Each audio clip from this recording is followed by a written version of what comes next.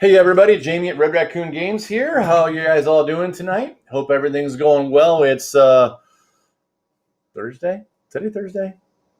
I don't know. I think it's Thursday. Let's just assume that it's Thursday, okay? Um, yeah, it's sorry I'm running a couple minutes late. I bought a new smoker, and tonight I was trying out smoking salmon, and the salmon just got done. So I have a new gadget because I do like me some gadgets. And I have a new gadget, and I don't know if you guys are going to be able to see this or not. I doubt you will be able to. Oh, you can kind of see that. I have a new gadget that is a web-enabled thermometer that I can use to track the temperatures. And so that's the temperature that, it just spiked up a little bit because we pulled it out of the salmon, but it was at 140 degrees. The green bar at the top shows me how warm the actual smoker is. And then that pink bar at the bottom shows me that was the temperature probe that was in the salmon. It's got up to six channels for probes on it. And you can see on there maybe a little bit that it's also cool enough that I set an alarm so that at 130 degrees, it would turn on and send me a text message alarm. So it's kind of fun. So I have taken my love of eating and made it even geekier than it could have been in the past. So after Red Raccoon Games Live is over, I will be eating some smoked salmon with applewood chips. So we'll see how that comes out. I did a chicken earlier, and I turned it on, and I went back to the store, and then I got helping people find some board games, and I did not make it back home fast enough, so I kind of overcooked the chicken a little bit. Chicken you want to take off your smoker or your grill at about 155, and because of thermodynamics, it's hot, and it will keep cooking, and it will slide up in temperature until it gets to be 165, which that's the temperature that kills all the bacteria. If you leave it on until 165, the same thermodynamics will cook it all the way up until 175 or 170, 180, and then your chicken is going to taste dry. So you always want to take your meat off the grill or off the smoker 5 or 10 degrees before the desired temperature and let it finish cooking and kind of slide right into that desired temperature so it still stays moist. My chicken tonight I took off the grill at 175, which means it probably got up to 185 or 190, which definitely means the white meat is probably overdone. The dark meat was great. I already ate a thigh and a drumstick.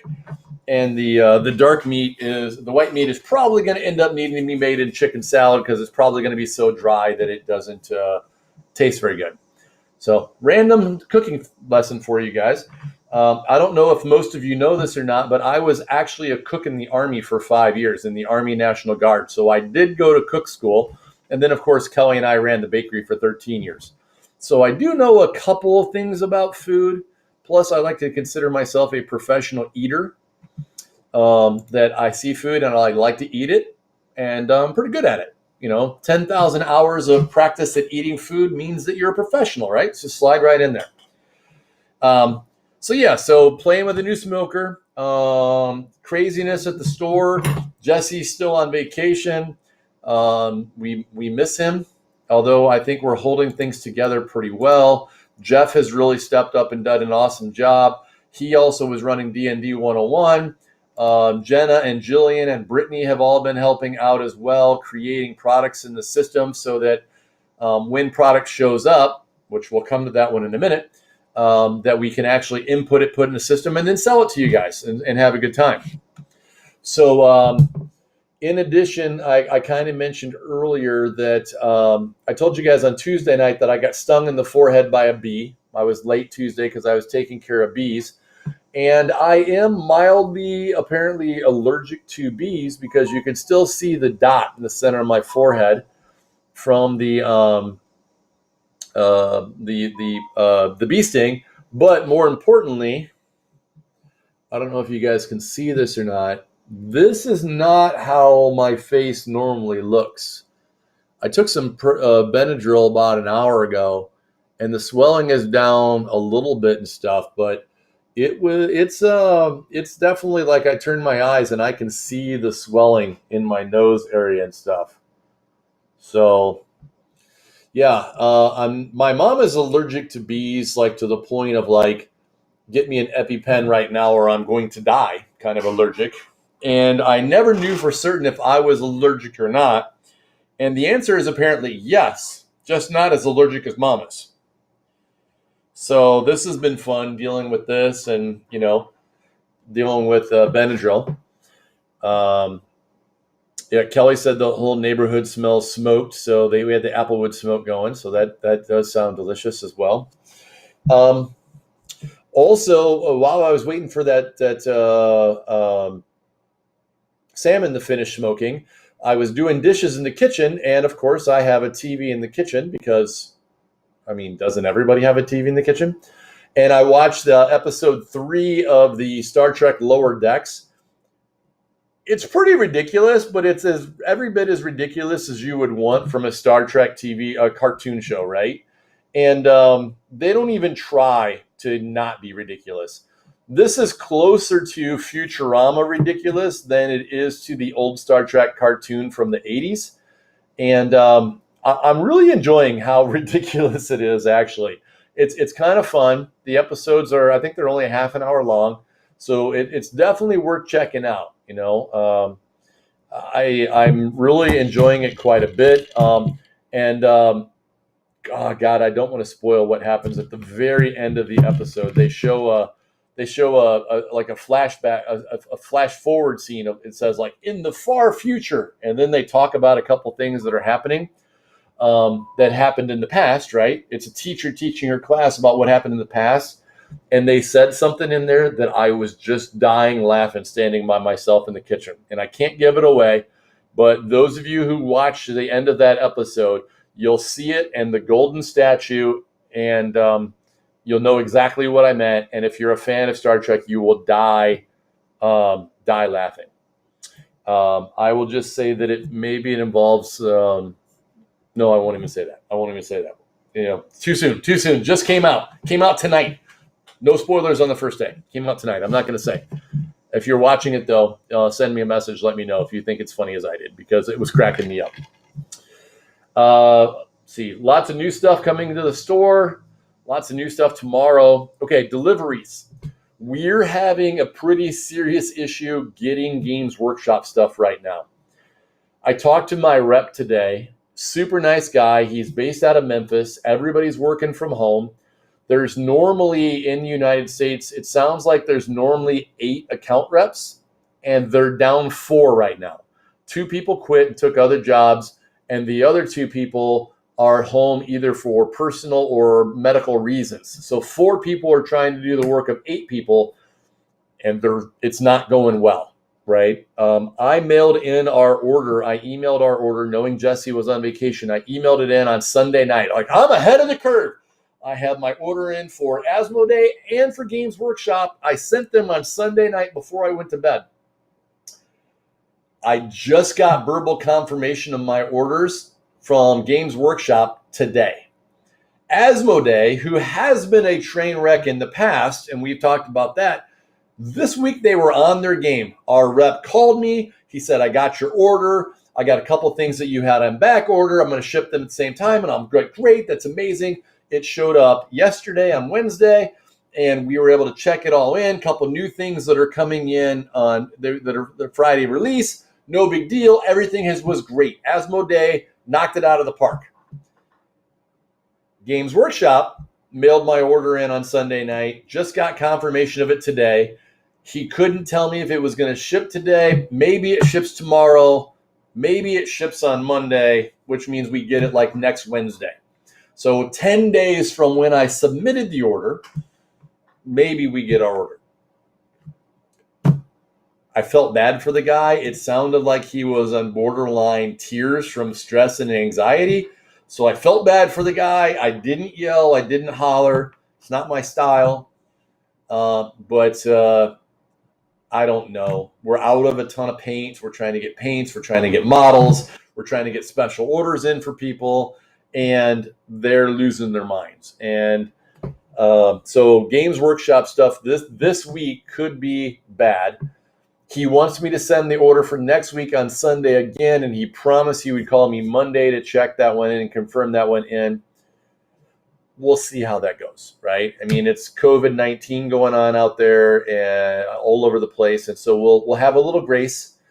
We'll give everybody some extra time, but at the store it means this week that the tests are at green paint from GW that everybody wants is not going to be in this weekend. If it shows up tomorrow, I will be shocked. I am totally not expecting to see that stuff until Monday or Tuesday.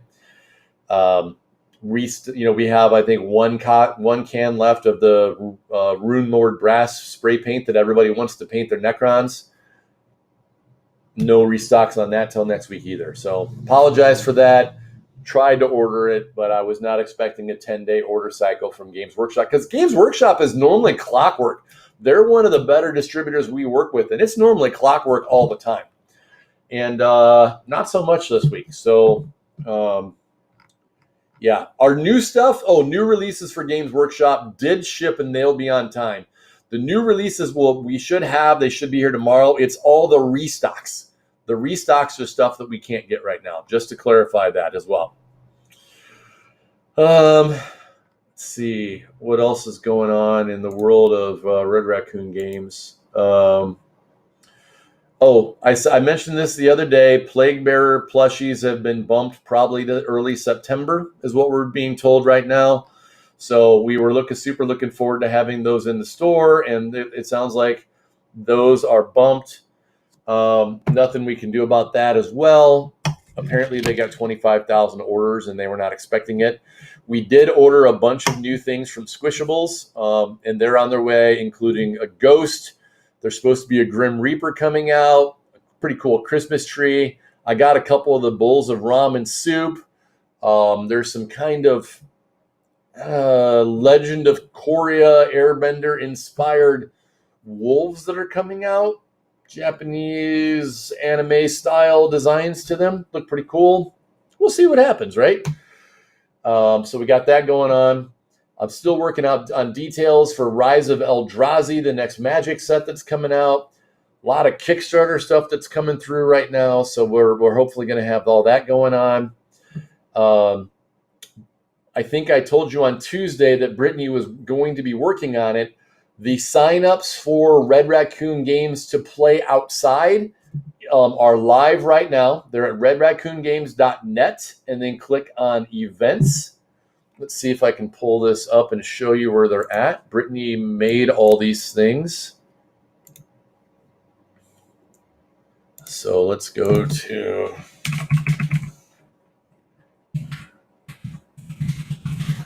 Of course, Raccoon has 2 C's and 2 O's. So we're going to go to events and events calendar, and then outdoor gaming with Red Raccoon. So they're right here. Monday is the 24th. Our system has a limitation where we have to create each table as a separate class. We couldn't figure out a way around that wasn't confusing. So when you see in the calendar view, you see each of these there's 5 tables for 4 o'clock, 5 tables for 5:30, 5 tables for 7. Tuesday, Brittany said she found a better way to put them in the system, so that's maybe why there's only 3 right there. Outdoor gaming table 1, 2, 3, 4, and 5 is I think what's going on there. Each of those is $5. We're asking for the $5 because we had to buy a separate insurance policy to allow it to be official Red Raccoon Games events and outdoor on the sidewalk. The same way that the Bistro had to buy a separate insurance policy for their outdoor seating, we had to buy one too. So the $5 to rent a table, it's 90 minutes and it has 4 chairs there, so you can play whatever game you want. We are going to have 2 tables pushed together for what we're calling Outdoor Hammer. And it says Outdoor Minis table. It's right here. If we click into there, it's 2 8-foot tables pushed together. So if you want to play minis games like Warhammer, like Legion, like X-Wing, whatever you want to play, you can set up on that. Its minis table is going to be out there as well. So we have 1 table just for minis games, 4 table for board games, card games, whatever you guys want to play. $5 per table for 90 minutes. We will be sanitizing all tables and chairs in between every session. So we got that going. Jan at the bistro emailed me earlier. I think maybe they're going to try to be open, so you might be able to get alcoholic adult beverages while you're playing out there. And we'll see how this works, right? This next Monday is going to be the guinea pig day of we're going to try this out and see what happens. And here's hoping it works, right? So we're going to try to do that for everybody. Gosh, and I can't think of what else is going on. Okay, so the Dune tickets are also live for our Dune event in September. And it's getting kind of messy in here. There's the Manticore Paint Night is coming up on August 26th. I think I have to rotate the months to go to September to see Dune for our Customer Appreciation Day. Some of you guys have been saying Customer Appreciation and Dune are oxymorons. I don't get it, right? I mean, Jeff and I are like, what are you talking about? Dune is one of the greatest science fiction movies of all time. Does it have a lot to do with the book? Yeah, maybe not. But still, when we were kids, I mean, and I think maybe this is a generational thing, right? Because we wanted to do Dune before the new Dune movie comes out, and we'll see how this new Dune movie comes out when it comes out in December. So we're doing this purposely as like a prelude. Like, here's what we did in the 80s with, let's be honest, some really bad special effects. And here's what we can do in 2020 when we have made CGI look amazing, right? Think of some of the Avengers movies and stuff like that. And so we're going to do Dune. And it's like a cult classic, guys. I know some of you weren't born yet in 1984. Hell, half of our staff wasn't born yet. I think only Jeff and Ken and I were actually still alive in 1984. Because Jesse was born he just turned 30, so Jesse wasn't born until 1990. So you have to be at least 36 to have been alive when Dune came out. And it's a cult classic. Is it? It's not Avengers? No, but you have to keep in mind, this is what we could do with technology in 1984. So this will be fun. I guarantee you, if you haven't seen it, you will enjoy it. And you will at least be able to share with other geeks in your geekdom that you have survived watching Frank Herbert's classic Dune, as directed by David Lynch. And he was a weird dude. I think, if I remember right, all the music for Dune was done by Dream Theater, or at least one of the cuts was done by Dream Theater. It might be the director cut. All the music's done by Dream Theater. Or is this the one done by Toto? Maybe it's Toto. Crap, now I'm going to have to look that up. Google is my friend.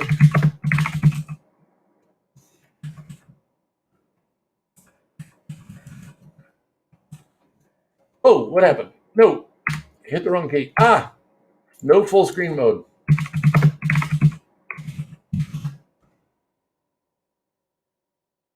Dune soundtrack film. Oh, it was Toto. Okay. What did Dream Theater do? I thought Dream Theater did one of them. Maybe they did Flash Gordon. Although Queen did part of Flash Gordon too. Now I'm all kerfluffled. Christy's trying to say Dune sucks. Christy doesn't have any taste. She does not know what she's saying. So the heck with Christy. We're not gonna pay attention to her because Ken knows that Dune is a good science fiction classic. Maybe the next one we'll do Soylent Green or another classic from the 60s with Charlton Heston. If you haven't seen that one, you should just watch it just because it's a science fiction classic, not because it's a good movie, just because it's a classic, right? Let's see. So we got Dune coming up. We talked about D&D 101. We talked about things going there. New products coming in the store. Yeah, I don't know, man. Unless I see some questions from some of you guys of things that you want to know more about what's going on at the store. I mean, the good news is everybody's healthy. Jenna's back. She did 2 weeks at her National Guard summer camp.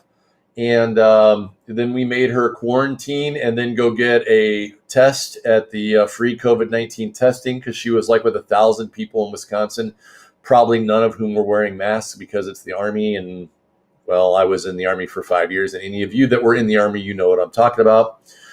So she's quarantined and back in school. Fook and Jillian are back at school. Kelly's back at school. So yeah, we're having a good time. And I think that's really all I have for you guys. I mean, I just want to kind of check in and let you guys know what's going on. Any questions before I hop off of here, other than about how awesome Dune is? I mean, let's be honest. Christy still plays World of Warcraft, so maybe she doesn't have the best taste in the world in terms of is Dune good or not because she's playing World of Warcraft. I mean, come on. Love you, Christy. Also, Ken's 50th birthday is coming up this month. We were talking about that earlier today. Mickey was in earlier. Mickey says she wants more Wobbles videos. I don't know where he's at. He disappeared somewhere this evening. He's normally out down here hanging out with me, and I'm not sure where he's at. Christy, I'm playing World of Warcraft right now. Nice. Yeah, I don't know where Wobbles is at because normally he's down here annoying the bejesus out of me. And today, when he's supposed to be starring in his video, he's nowhere to be found. Cody wants to know why I won't play Agricola with Brittany. She says you're scared. Them are bold words. First of all, I'm pretty sure that Cody hasn't actually beat Brittany in a game of Agricola in a very long time. I told Brittany I would play Agricola with her, but I haven't even played Agricola in probably 5 years, so she's going to beat the pants off of me, especially since she tells me it's her favorite game of all time. So, and I know she's played it way more than I have. I've never even played it under the new rules. So I'm expecting to lose, but I am not scared. It's literally just going to be a factor of finding a 2-hour time slot where we can play Agricola. 90 minutes to play the game and 30 minutes for her to remind me how to play the game. So definitely not scared to play Agricola because Jesse and Chris beat me at games all the time. Jesse likes to bring in new games, says, Jamie, we got to try this game. And I try the game with him, and he only tells me some of the rules as we're going along. Oh, yeah, I forgot to tell you about this thing. And then he does that thing and does it on the game. And then he scores a whole bunch of points, and he never told me that was something I should be even caring about. And then once I start to figure out the game, then Jesse doesn't want to play it again anymore. That's the normal circumstances there. There are some games that Jesse beats me at every time. Brittany will probably beat me at Agricola, but if anybody wants to play Carcassonne, it's not going to be very many times where I lose at Carcassonne. So far, no staff member at Red Raccoon Games has ever beat me at Carcassonne because that's one of my favorite games. It's a classic, game of the year from, 2009? So it's amazing. Still highly recommended. Still sold. I think they're up to 7 or 8 million copies they've sold. So it says it's pretty good. Pretty good game selling that many copies. Splendor just came out with a new box that they're all advertising 1 million copies sold across the bottom of that. So Carcassonne's still 6 million copies ahead of them. And I keep seeing conflicting numbers for Ticket to Ride. The box says 5 million copies, but Catan doesn't say anything. And I thought that Catan was at like 17 million, but somebody said that Catan was at 30 million. So I'm not sure if it's 17 million USA, 30 million worldwide. I haven't been able to find a good source that says which one it is. I mean, it's older than most games. So back in the day, what game are we going to play? Oh, buy Catan because you didn't have a whole lot of choices, right? Now we get like 30 new games coming out every week. And we have so many more choices that, games don't make it to the table very often. There is a cool app for those of you that are board game players. It's called BG Stats. And BG Stats is the app. You can link it to your Board Game Geek account if you want to. And in BG Stats, you can set yourself challenges. So the challenge I did last year was to play 50 unique games, and I beat that challenge.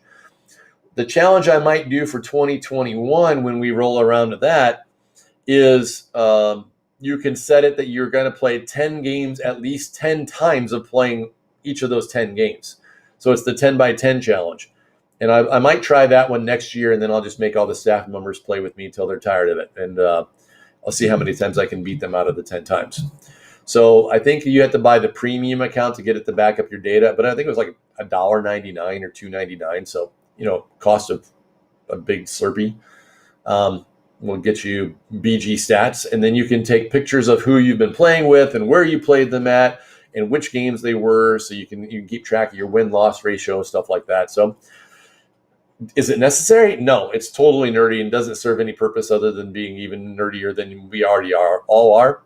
My sister, one time, she looks at me, she's like, "You're such a big nerd." I'm like, "I own a computer company and a board game company. Yes, I'm a nerd. What do you want from me? Hello. Thanks." So, BG stats, we're checking out. I think that's it, guys. I'm going to go take some more Benadryl and probably go to sleep from the Benadryl and the rum drinks. Make a good combination together. So, I think that's it for tonight. I'm going to go ahead and call this one. I hope everybody has a great night. And we'll check back in with you next Tuesday. And maybe I'll see if I can bring Jesse on the line to catch everybody up on what he's been doing. And with that, we will talk